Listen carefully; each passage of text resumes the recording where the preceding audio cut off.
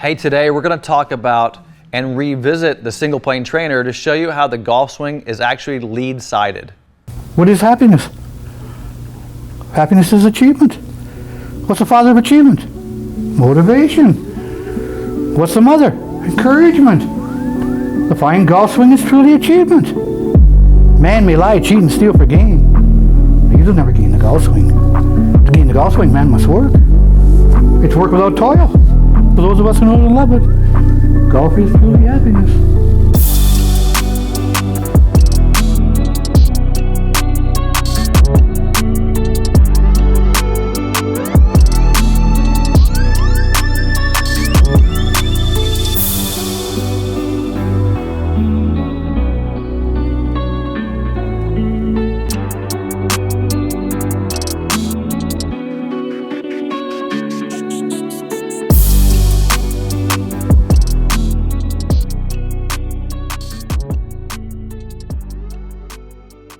Hey, welcome to the channel today. Look, I wanted to spend today, I'm back in the studio, and I want to talk and revisit about why the single plane trainer teaches us and helps us reference why the golf swing, if you're right-handed, is left-sided, and if you're left-handed, is right-sided. But I'll explain those to you as we go through this. But I want you to understand something very, very importantly before we get going here, is about impact. I want to look at impact for just a second, and let's take a deep dive into the most important moment of the swing, because I don't think enough time is spent to understand the position of the body, which we call metrics, by the way, and we've done enough studies on the moment of impact, and you realize when you study the moment of impact, and you can go do your own research on this, that the data behind impact in all players is very similar. In other words, the bend of the body, the side bend of the body, and the rotation of the body, the pelvis rotation and torso rotation, are all very similar for great ball strikers. Look at Lee Trevino, Ben Hogan, Moe Norman. All the great ball strikers that have ever played the game have very similar impact positions. That being said, you'll notice something very important about the club's position at the moment of impact. And just take, I have a 6-iron here in my hand, for example, and if you look at the moment of impact, what you see is, forget about lower body for just a minute and look at how the club is aligning with this arm, how the body is tilted, how the shaft is leaned. So we have shaft forward, the trail arm will be bent, and then the position of the torso is open and the position of the pelvis is open. And there are certain ranges the body must hit. Let me do that down the line for you so you can see this, because it's so important to understand what we're talking about here in the moment of impact. Again, let's go through this from down the line. You'll notice that at the moment of impact, the club is lining up with my trail arm. The lead arm is visible above the trail arm. The rotation of the body is open. The pelvis is open. And so the trail arm is bent. So there you see my impact position. Look at the plane of the club here.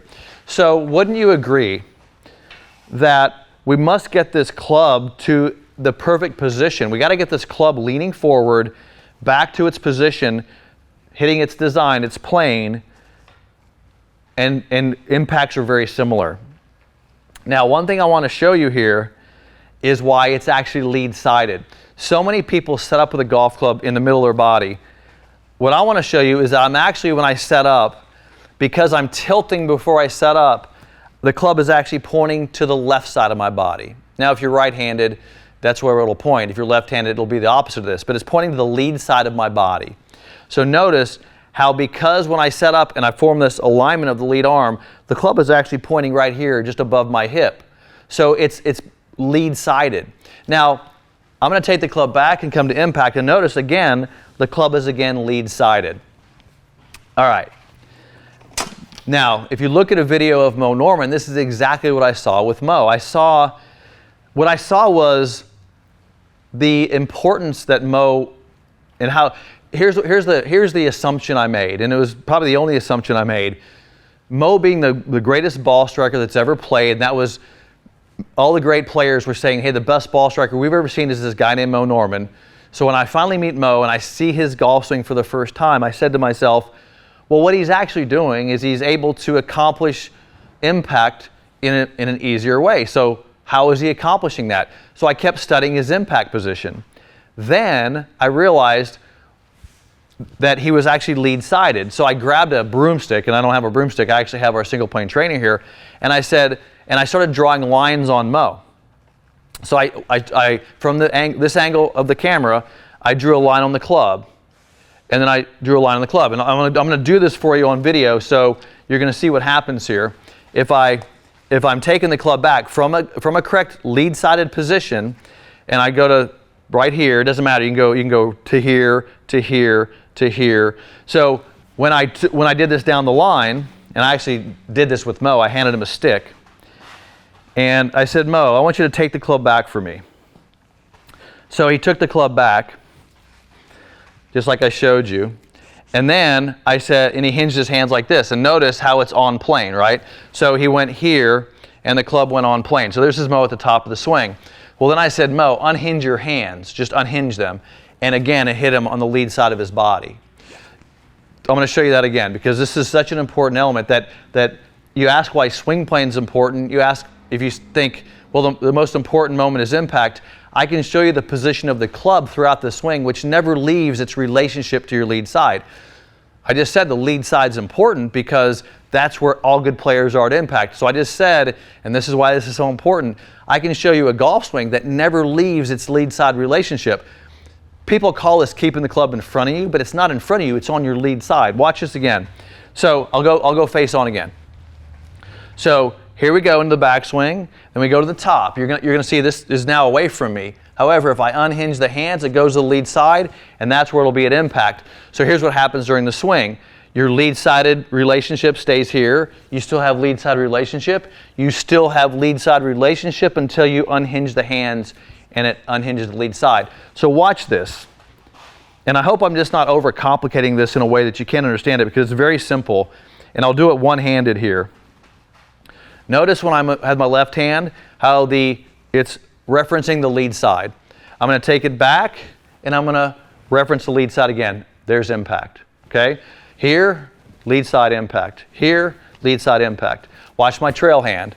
Okay, so you see it's referencing lead side. I go back, watch this. Lead side reference, look where I am, impact. All right? So impact is lead-sided. And I want you to understand, because I'm looking at some monitors here, I'm watching myself do that. When I'm lead-side relationship, when I have that lead-side relationship, it is keeping the club, I call it the club-to-body relationship. In other words, if I start out with a lead-side relationship, and I maintain that lead-side relationship, maintain that lead-side relationship, maintain that lead-side relationship, guess what? Only place it can go is to that ideal impact position with a square face. So you might ask the question, well, how do you screw this up? It's pretty easy to screw it up. Watch this. And this has a lot to do with swing plane. If I take this, well, I'll go face on first. If I take this single plane trainer, and by the way, this has our training grip on it. It even has some references for face plane. If you want to find more information about this, I'll put the link in the description here. But look at how I'm setting up lead-sided. And if I ever lose this relationship to start with, notice that the shaft would be on a flat position. If I pick it up, see it's no longer lead-sided, it's in a steep position. So that's why swing plane, if you look at how I'm taking the club back and putting it onto plane, that is actually being lead-sided. So swing plane is the most efficient way to get the club back to impact. That's why swing plane is an important part of this. That's why we talk about the single plane swing as being the most effective way to do that. So again, let's just summarize this for you. The golf swing, you must set up with a lead-side relationship. This is a pre-impact, so it's already in your pre-impact position. Not enough people talk about how the club must reference the lead side of the body, because now when you take it back and you come down, it can easily get back to its lead side. If you stay lead-sided, it produces swing plane. This is what keeps the club in front of your lead side and gets you to impact in swing plane. So all that stuff is what I saw when I watched Moe Norman, and I started studying the motion of the club and how the relationship of the club to his body kept it in a perfect relationship, which made it so much easier to get impact. So you wonder, why is Moe Norman, was he regarded as the greatest ball striker in the world? It's one simple answer. Because he was able to achieve impact, that moment of impact, more consistently. How is he able to do that? Because the way established his body position, kept the club lead-sided, and throughout the swing, he never lost that relationship, and that's how he did it. Hope you're enjoying this content.